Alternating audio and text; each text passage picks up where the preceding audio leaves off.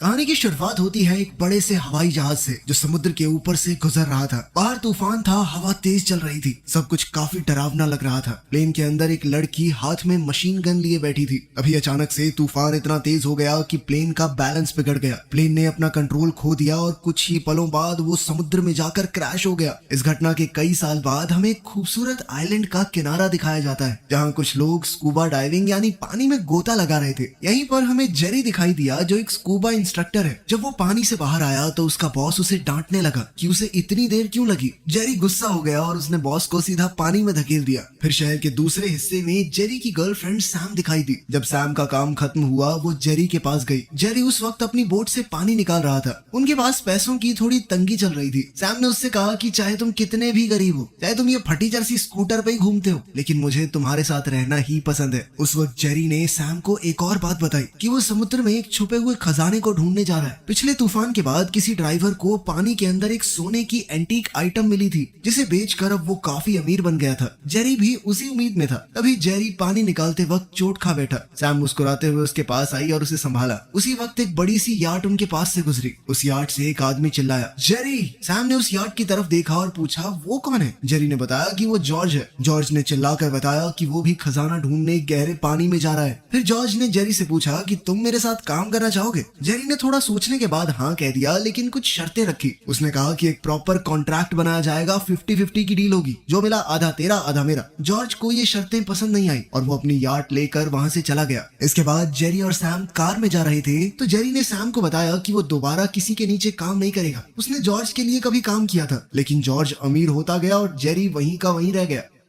अगले दिन डेरिक और उसकी गर्लफ्रेंड अमांडा भी इसी आइलैंड पर आए। डेरिक और जेरी बचपन के दोस्त थे। वो दोनों एक दूसरे को देखकर बहुत एक्साइटेड थे। इसके बाद वो सब मिलकर मौज मस्ती करने निकल पड़े। डेरिक ने सबको अपना बीच साइड घर दिखाया और बताया कि उसने एक क्रिमिनल क्लाइंट को जेल से छुड़वा दिया था और उसके बदले में क्लाइंट ने उसे कुछ दिनों के लिए घर दिया है। इस घर के साथ एक प्राइवेट बोट भी मिली थी। ये सुनते ही जेरी की आंखों में चमक आ गई। ये बोट तो उनके काम के लिए परफेक्ट थी। फिर वो चारों लोग जेरी, सैम, डेरिक और अमांडा बोट लेके समुद्र में निकल पड़े। सबने स्कूबा गियर पहना और पानी में जंप लगा दी। नीचे सब मजे कर रहे थे, खेल रहे थे। अभी जेरी की घड़ी उसके हाथ से निकलकर नीचे गिरने लगी। उसने सैम से मास्क और फ्लिपर्स मांगे और कहा कि वो नीचे जाके अपनी घड़ी लेकर आएगा। नीचे जाते वक्त जेरी का हाथ एक काले भारी पत्थर से टकरा गया। उसने वो पत्थर उठाया और ऊपर ले आया। बोर्ड पे सबको दिखाते हुए कहा कि ये कोई नॉर्मल पत्थर नहीं है। पहले के जमाने में ऐसे पत्थर को मार्कर के रूप में यूज किया जाता था। उसने कहा कि सब लोग वापस नीचे चलते हैं, शायद उन्हें कुछ और भी मिल जाए। जिसके बाद सभी लोग पानी में उतर गए। नीचे उन्हें कुछ पुरानी चीजें मिली। सब एक एक करके उन्हें बोट पर ले आए। फिर जेरी को एक पुराना खंजर मिला। उसकी मयान सोने की थी और हैंडल पर डायमंड्स लगे हुए थे। जेरी जानता था कि इस खंजर की कीमत बहुत ज्यादा होगी। अब सबका इंटरेस्ट और बढ़ गया। फिर जेरी को पानी के नीचे एक क्रैश्ड एयरप्लेन दिखा। ये वही प्लेन था जो कहानी की शुरुआत में क्रैश हुआ था। चारों उस प्लेन के पास गए। अमांडा ने जब अंदर झांका तो उसे एक लाश दिखी। उसका चेहरा पानी और वक्त की मार की वजह से पूरी तरह खराब हो चुका था। वो डर गई और तुरंत ऊपर चली आई। अब बाकी बचे तीनों प्लेन के अंदर चले गए। वहाँ उन्हें रेड पैकेट्स मिले। डेरेक ने एक पैकेट फाड़ा तो उसमें पाउडर था, लेकिन ये कोई मामूली पाउडर नहीं, कोकेन थी।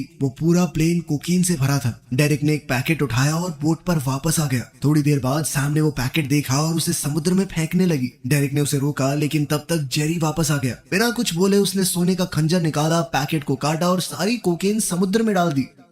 रात को डेरिक ने जेरी से पूछा कि क्या वो सच में मान रहा है कि वहाँ खजाना हो सकता है। सैम ने बताया कि बड़े तूफान अक्सर समुद्री तल को हिला देते हैं, छुपी चीजें बाहर आ जाती हैं। जेरी ने कहा कि कुछ दिन पहले यहाँ एक बड़ा बवंडर आया था, शायद उसने भी कई कीमती चीजों को बाहर निकाल दिया हो। सैम ने भी बताया कि अगर किसी को कोई खजाना या कीमती सामान मिले तो उसके लिए एक लीगल क्लेम फाइल करना पड़ता है। अब सैम का कहना था कि उस जगह पर वापस जाना आसान नहीं होगा। कुछ सामान की जरूरत पड़ेगी और एक मजबूत नाव की भी। लेकिन फिर डेरिक को याद आया कि वो एक आदमी बेजिल को जानता है जो उन्हें पैसे दे सकता है। सब उसकी बात मान गए कि वक्त आने पर ही किसी को बताएंगे। इसके बाद वो सब एक मरीन सप्लाई शॉप में गए, बोट और बाकी का सामान लेने। दुकानदार ने उन्हें उनके मतलब की चीजें दिखाई और कहा कि $30,000 लगेंगे। ये सुनते ही सबका मूड खराब हो गया। डेरिक ने बताया कि उसका सब कुछ पिछले मिशन में चला गया और अब वो बिल्कुल कंगाल है। अगले दिन किसी तरह उन्होंने थोड़ा बहुत पैसा जोड़ के कुछ चीजें ले ली और वापस क्रैश साइट पर गए। जेरी और डेरेक पानी के नीचे जाके मलबा हटा रहे थे, तभी अमांडा चुपके से प्लेन के अंदर गई। हालात थोड़े मुश्किल हो गए जब उसकी ऑक्सीजन पाइप कट गई। ऊपर जाकर जेरी ने जब डेरेक से अमांडा के बारे में पूछा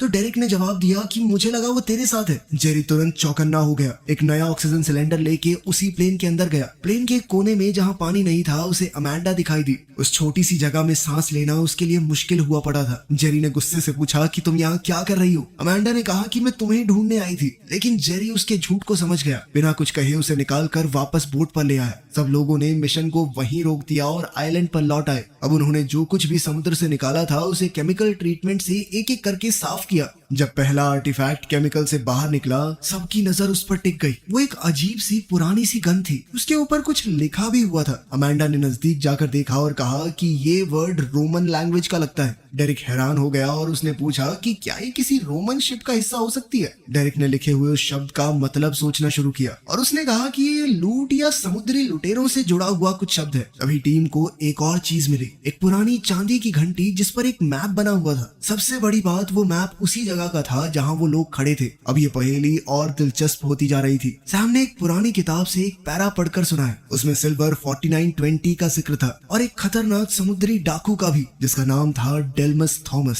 सैम ने बताया कि वो पहले एक गुलाम था, लेकिन धीरे धीरे समुद्र का सबसे खतरनाक लुटेरा बन गया। ये सुनकर डेरिक बहुत एक्साइटेड हो गया, क्योंकि उसे लग रहा था कि वो उसी समुद्री लुटेरे के खजाने का क्लू ढूंढ चुके हैं। लेकिन जेरी के हिसाब से ये सिर्फ एक समुद्री लुटेरे की कहानी नहीं थी, ये कहानी एक फ्रेंच व्यापारी एशवैक से भी जुड़ी थी। जेरी ने बताया कि एशवैक बहुत अमीर था और जब फ्रांस में लड़ाई छिड़ गई तो उसने अपना सारा धन एक जहाज में भरकर भागने की कोशिश की, लेकिन हमारे समुद्री लुटेरे डेल्मस थॉमस ने उसके जहाज पर अटैक कर दिया। ये सुनकर सबके चेहरे चमक उठे। डेरिक ने पूछा कि अगर वो खजाना हमें मिल गया तो उसकी कीमत कितनी होगी आज के हिसाब से? जेरी ने कहा कि इतनी के तुम सोच भी नहीं सकते। अगर मिल गया तो हम सबकी जिंदगी बदल जाएगी। अगली सुबह सब वापस समुद्र के अंदर जाने की प्लानिंग कर रहे थे, लेकिन इस बार जेरी ने अमांडा को कोई बहाना बना के डाइव करने से रोक दिया। फिर टीम मेटल डिटेक्टर्स लेकर समुद्र के अंदर स्कैन करने लगी। तभी मशीन ने हल्का सा बीप किया, शायद उन्हें खजाने का असली रास्ता मिल गया था। पानी के नीचे सब लोग उस जगह की मिट्टी हटा रहे थे। वहीं बोट पर अमांडा अकेली थी। वो मैप के ऊपर एग्जैक्ट लोकेशन नोट कर रही थी, हर एक डिटेल के साथ। वहीं नीचे जेरी और डेरेक को एक बड़ी सी तोप मिली। लगता है ये उसी जहाज का हिस्सा है जिसे वो लोग तलाश रहे थे। वो तोप इतनी भारी थी कि उसे रस्सी बांध के ऊपर खींचने का प्लान बनाया गया। तभी अमांडा ने देखा कि एक कोस्ट गार्ड पुलिस की बोट उनकी तरफ बढ़ रही थी। नीचे सैम भी डेंजर को महसूस कर रहा था। सबके चेहरे टेंशन से भर गए थे। अगर पुलिस ने उन्हें इलीगली कुछ भी निकालते हुए देख लिया तो सब कुछ छिन जाएगा। अब जेरी, डेरेक और सैम नीचे छुपे रहे, पुलिस के चले जाने के इंतजार में। लेकिन तभी एक और बड़ी दिक्कत आ गई। जेरी की घड़ी बीप करने लगी। इसका मतलब था कि उसका ऑक्सीजन सिलेंडर खत्म होने वाला है। अब उनके पास कोई ऑप्शन नहीं था, उन्हें तोप को नीचे ही छोड़ना पड़ा। जैसे ही उन्होंने हवा से भरे बैग्स की हवा निकाली तो डेरेक का हाथ अचानक उस कैनन के नीचे फंस गया और वो उसके साथ गहराई में गिरने लगा। वो तोप जोर से समुद्री तल पर गिरी और डेरेक का हाथ उसके नीचे दब गया। ऊपर बोट पर कोस्ट गार्ड उनकी बोट की तलाशी लेने आया। अमांडा चुपचाप बैठी रही ताकि कोई शक न करे। नीचे पानी में मौजूद लोगों का ऑक्सीजन कम हो रहा था और तोप इतनी भारी थी कि उसे उठाना मुश्किल था। फिर सैम और जेरी ने मिलकर पूरी ताकत लगाई और मुश्किल से डेरिक का हाथ तोप के नीचे से निकाल पाए। अब ऑक्सीजन खत्म हो चुकी थी। वो तेजी से ऊपर आए और किसी तरह जिंदा बच गए। सब थक चुके थे, लेकिन कम से कम जिंदा थे। जब पुलिस को बोट पे कुछ नहीं मिला तो वो वापस चले गए। उसी रात चारों एक नाइट क्लब में गए। अमांडा पूरी एनर्जी में डांस कर रही थी। तभी जेरी का एक पुराना दोस्त आया और उससे कहने लगा, कुछ लोग तुम्हारे बारे में पूछ रहे थे और वो लोग इस आइलैंड के तो नहीं लगते। उसी बीच डेरिक की एक लोकल गुंडे से फाइट हो गई। जेरी ने उसे खींचकर बाहर निकाला और कहा कि अभी कोई झमेला नहीं चाहिए, हम खजाना ढूंढने आए हैं। अगली सुबह टीम ने फिर से डाइविंग गियर पहना और समुद्र में उतर गए। लेकिन इस बार उन्होंने देखा कि एक अनजान बोट उनकी बोट के साथ लगकर खड़ी थी। जेरी और डेरिक ने एक दूसरे को देखा।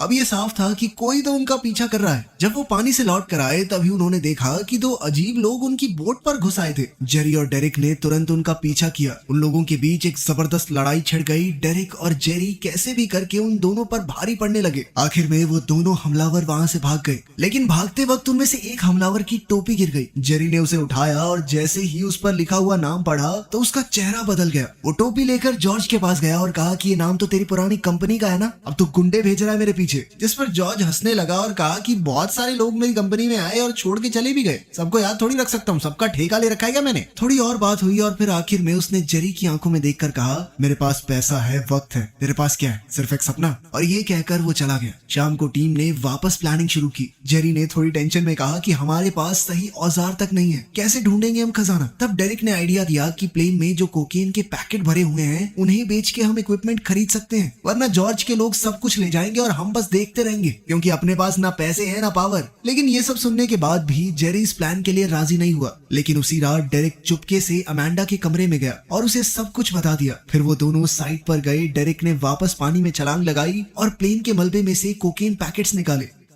अगली सुबह डेरिक सीधा गया उसी नाइट क्लब के ओनर प्रिम के पास, वही खतरनाक गैंगस्टर जिससे पहले उसका झगड़ा हुआ था। कुछ देर बाद जेरी को कॉल करके डेरिक ने बुलाया। जब जेरी बोट पर पहुंचा तो डेरिक, अमांडा और प्रिम अपने लोगों के साथ पहले से वहां खड़े थे। प्रिम ने गुस्से में कहा कि मेरा माल चुरा के मुझे ही बेचने ला रहे हो, मैं इस आइलैंड का बॉस हूँ। उसने एक बैग डेरिक के सामने फेंका। उसमें वही कोकेन पैकेट्स थे जो प्लेन से निकाले गए थे। जेरी ने बैग देखा और समझ गया कि डेरिक को ये कोकेन कहाँ मिली। अब बात सिर्फ खजाने की नहीं थी। प्रिम ने कहा कि मुझे ये पैकेट्स चाहिए, कहां से लाए हो फर्क नहीं पड़ता, अगर वापस नहीं मिले तो बुरा होगा। जेरी ने समझाने की कोशिश की, कहा ये सब उन्हें बस मिल गया था। लेकिन प्रिम कुछ भी सुनने को तैयार नहीं था। उसने बंदूक निकाली और सीधा जेरी के चेहरे पर तान दी। बंदूक के बाहर निकलते ही अब ये सारा खेल जिंदगी और मौत का सवाल बन चुका था। लेकिन खुद को संभालते हुए जेरी ने कहा कि हमारे पास कुछ है ही नहीं, लाके कहां से दे, समुद्र से निकाला है हमने। सारे पैकेट निकालने के लिए कुछ औजार चाहिए, एक बड़ी बोट लगेगी। अब इस काम को पूरा करने के लिए उन्हें जो भी चीजें चाहिए थी प्रिम ने उन्हें उसके लिए पैसे दे दिए। जाते जाते प्रेम ने धमकी दी, अगर मेरा माल वापस नहीं आया तो मैं उस इंसान को मारूंगा जो तुझे सबसे ज्यादा प्यारा है। उसके आदमियों ने तीनों को वापस आइलैंड पर छोड़ दिया। वापस आके जेरी का गुस्सा फूट पड़ा। जब सैम को पता चला कि जेरी किसी ड्रग डील में फंस चुका है तो उसने सीधे तौर पर कह दिया कि मैं तुम्हारे साथ नहीं हूँ।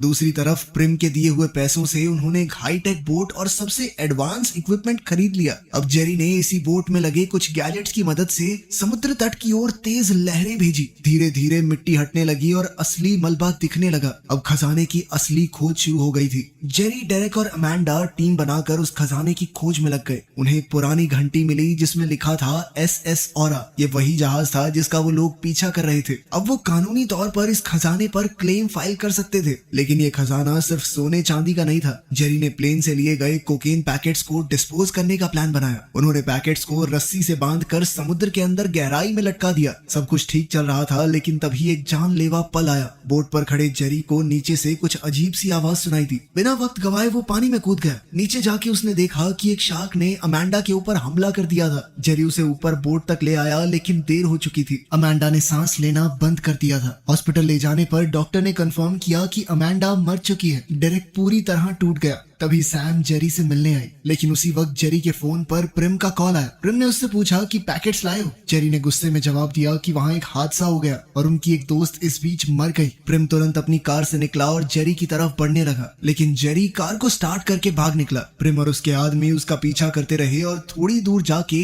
जेरी ने कार रोकी और डेरिक से सैम को घर ले जाने को कहा। इसके बाद जेरी प्रिम के आदमी फिन से मिला। इस बार जेरी के पास एक प्लान था। उसने फिन को एक सीक्रेट जगह ले जाकर SS ऑरा जहाज की वो घंटी और सोने का खंजर दिखाया। फिन जानता था कि ये सब कोकेन से 10 गुना ज्यादा कीमती है। जेरी उसे ये सब कुछ देने के लिए तैयार था, लेकिन इस शर्त पर कि अब से फिन उसका आदमी बन के रहेगा। फिन मान गया, जिसके बाद जेरी और फिन प्रिम की बोट पर पहुंचे। लेकिन सब कुछ उल्टा पड़ गया। बोट के नीचे कुछ लोग मरे हुए मिले। तभी जॉर्ज बाथरूम से निकला। उसके हाथ खून से लाल थे। उसने कहा कि प्रिम मुझे धोखा देने की कोशिश कर रहा था, इसलिए उसे और उसके आदमियों को मारना पड़ा। जॉर्ज ने जब जेरी को मारने की कोशिश की तब जेरी ने बड़ी चालाकी से समुद्र में छलांग लगा दी। जॉर्ज ने तुरंत अपने आदमियों को ऑर्डर दिया कि जिंदा या मुर्दा मुझे ये आदमी चाहिए। लेकिन जेरी पहले ही प्लान बना चुका था। वो बोट के निचले हिस्से में छुप गया और सही मौका मिलते ही सबसे बचकर सीधा डेरिक के पास पहुंचा। उसने पूछा कि सैम कहाँ है। डेरिक ने कहा कि मैंने तो तुमने जैसा कहा था कि पुलिस वाले के साथ उसे छोड़ दिया था, उसके बाद मुझे नहीं पता। उसी शाम जेरी के फोन पर एक कॉल आया। कॉल पर जॉर्ज था। जॉर्ज ने अब जेरी से कुछ ऐसी बातें कही जिससे पूरी सच्चाई सामने आ गई। दरअसल वो पुलिस वाला भी जॉर्ज से मिला हुआ था। उसने सैम को सीधा ले जाकर जॉर्ज के हवाले कर दिया। जॉर्ज ने जेरी को धमकाया कि वो प्लेन जिसमें ड्रग्स हैं उसकी लोकेशन चाहिए वरना सैम मरेगी। जेरी के पास ज्यादा वक्त नहीं था। उसने जॉर्ज से सीधा कह दिया कि अगर कोकेन चाहिए तो मेरी बताई हुई लोकेशन पे मिल। जॉर्ज के पास अब कोई दूसरा ऑप्शन नहीं था। उसे पता था कि जेरी ही उसे वहां तक ले जा सकता है। लेकिन तभी पुलिस वाले ने कहा कि मेरा काम हो चुका है, तुम जाओ, अब मैं सैम को खत्म करके इसकी लाश ठिकाने लगा देता हूँ। ये सुनकर जॉर्ज ने अचानक से पुलिस वाले को गोली मार दी। दूसरी तरफ जेरी अकेला उस जगह पर निकल पड़ा जहाँ उसने जॉर्ज को बुलाया था। उसके दिल में एक ही सवाल था, क्या सैम अभी भी जिंदा है? जब जेरी उस जगह पहुंचा तो उसके होश उड़ गए। सैम जमीन पे बंधी थी। उसके पास उस पुलिस वाले की लाश पड़ी थी। जॉर्ज ने फिर एक बार जेरी को धमकाया, सैम को जिंदा चाहते हो तो मुझे प्लेन तक पहुंचाओ। जेरी ने कहा कि चलो एक डील करते हैं, तुम सैम को छोड़ दो, मैं तुम्हें पूरे जहाज का खजाना दे दूंगा। जिसके लिए जॉर्ज खुशी खुशी मान गया। दोनों एक बोट में साइड पर गए। जैसे ही वो वहां पहुंचे जेरी ने बिना वक्त गवाए पानी में छलांग लगा दी। जॉर्ज भी अपनी वाटरप्रूफ बंदूक उठाकर अपने आदमियों के साथ उसके पीछे चला गया। पानी के नीचे जॉर्ज को वही पुरानी घंटी मिली। अब उसे पूरी तरह यकीन हो गया कि यही खजाने की जगह है। ऊपर सैम अभी भी बंधी हुई थी, लेकिन उसने पुलिस वाले की डेड बॉडी को घसीटा और एक चाकू से ऑफिसर का हाथ काट के खुद को आजाद कर लिया। अब उसके पास एक ही रास्ता था, वहां से भागना। जॉर्ज का सिर्फ एक आदमी बोट पे गार्ड बन के खड़ा था, जिसका ध्यान पास में से आने वाली एक मोटर बोट से भटक गया। वो उसके पीछे पीछे पानी में गया और सैम मौका मिलते ही वहां से निकल गई। तभी प्लेन के अंदर जॉर्ज का एक और आदमी जेरी को ढूंढने आया। जेरी और डेरेक दोनों भागने लगे, लेकिन उस आदमी ने तीर वाली बंदूक चला दी जो सीधा डेरेक के पेट में लगी। तीर में रस्सी बंधी थी जिसकी मदद से वो उसे खींचने लगा। जेरी ने तुरंत एक और तीर निकाला और सीधा उस आदमी के चेहरे पर चला दिया। खून निकलते ही समुद्र में मौजूद शार्क्स उस आदमी पर टूट पड़ी। उसका किस्सा वहीं खत्म हो गया। अब जॉर्ज ने जेरी पर बंदूक चलाने की कोशिश की, लेकिन जेरी ने दिमाग लगाया। उसने एक ऑक्सीजन सिलेंडर को उल्टा कर दिया। जैसे ही जॉर्ज ने तीर चलाया, जेरी ने किसी चीज से सिलेंडर का वाल्व खोल दिया। सिलेंडर तेजी से मिसाइल की तरह जॉर्ज की तरफ गया। वो सिलेंडर सीधा प्लेन के फ्यूल टैंक से टकरा गया और एक बड़ा धमाका हुआ। वो पूरा प्लेन आग का गोला बन गया। 6 हफ्ते बाद अब समुद्र पूरी तरह शांत था, लेकिन कहानी अभी खत्म नहीं हुई थी। जेरी, डेरेक, सैम और डैनी एक नए मिशन पर निकले। वो उसी जगह पर वापस गए जहां एसएस ऑरा वाली वो घंटी थी। इस बार उन्होंने तोप को ऊपर खींचना शुरू किया, लेकिन अचानक से रस्सी टूट गई और तोप वापस से समुद्र की गहराई में गिर गई। गिरते वक्त वो तोप सीधा नीचे एक टूटे हुए समुद्री जहाज से टकरा गई। इस टक्कर से इस जहाज का पुराना हिस्सा टूट गया और उसके अंदर से एक चमक निकली, सुनहरी चमक। और उधर सैम, जेरी और उनकी पूरी टीम की आंखों में खुशी छलक रही थी। एक्साइटमेंट से उनके दिलों की धड़कन बढ़ चुकी थी। आखिरकार उन्होंने खजाना ढूंढ ही लिया था। वीडियो पसंद आई तो लाइक कर देना, चैनल को सब्सक्राइब कर लेना। मिलते हैं अगली वीडियो में।